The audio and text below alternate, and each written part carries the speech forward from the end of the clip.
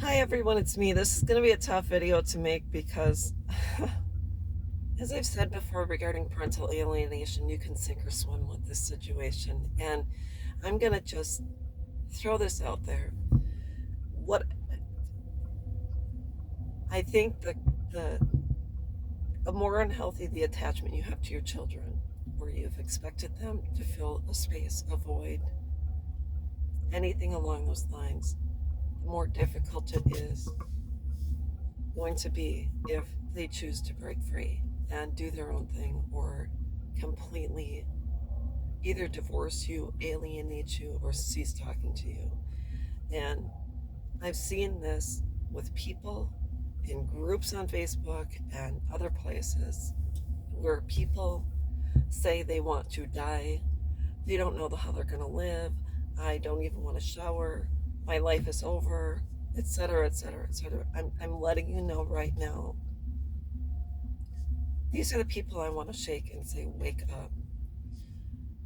Because we all go through losses in our lives, whether it's through divorce, someone passing, someone disconnecting. You go through your first breakup when you're in high school or college or whatever, or maybe in grade school. It doesn't matter. And I'm letting you know right now, even if your children, the people you love the most and you sacrifice for the most, or you've given the most of yourself to, you can and will survive this situation if you choose to turn around and focus on yourself and start to rely on yourself and start to get a hold of yourself and stop allowing this situation or the relationship or whatever to be your only existence in this world. I I I can't stress enough how shocking it is when your kids leave and how heartbreaking and devastating it can be. I know because I was there. I acted crazy.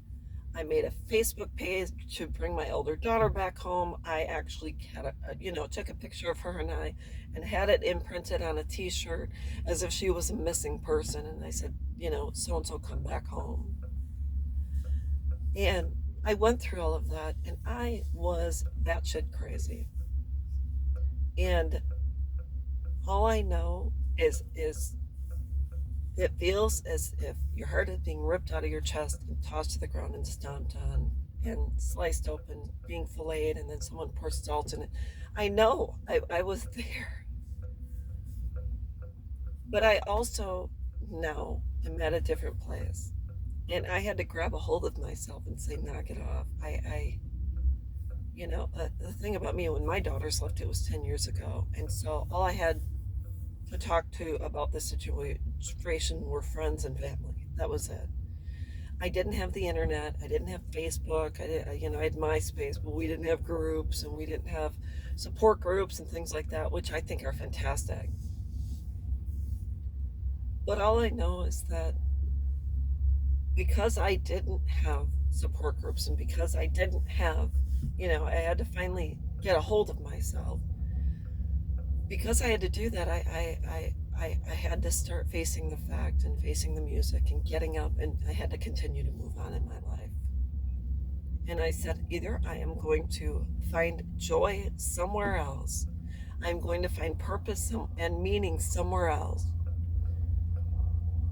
or my life might as well be over.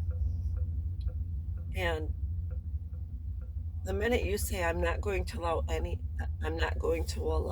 anyone the opportunity to steal my joy from me, and I'm going to get it back, and I'm going to fight for it, I'm going to get up and I'm going to say, you know what, screw you, and get a mindset where it says, if you don't want to be a part of my life, I have to let you go.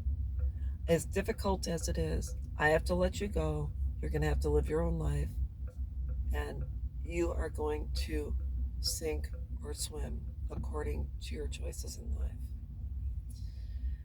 For some odd reason, someone you know will be connected. It's like the seven, they always talk about you're 7 steps away from Kevin Bacon or whatever, and you're always about 7 steps away from your children. So someone, you'll always hear about your children from someone, and you'll always normally hear that everything is fine.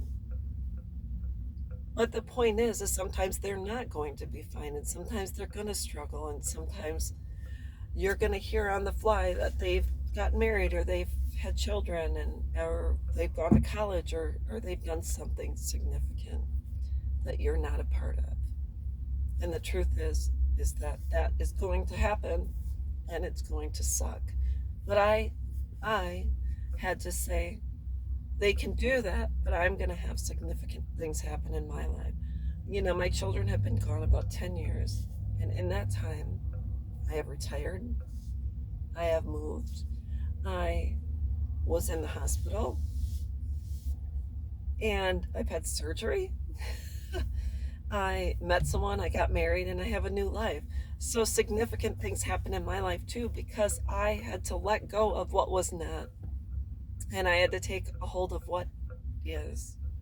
And I had to say, you know what, regardless of who's going to be in my life, who's going to be in my circle, who's going to be in my gang, I am going to get up and I'm going to move ahead, and I'm going to consider this yet another chapter in my life.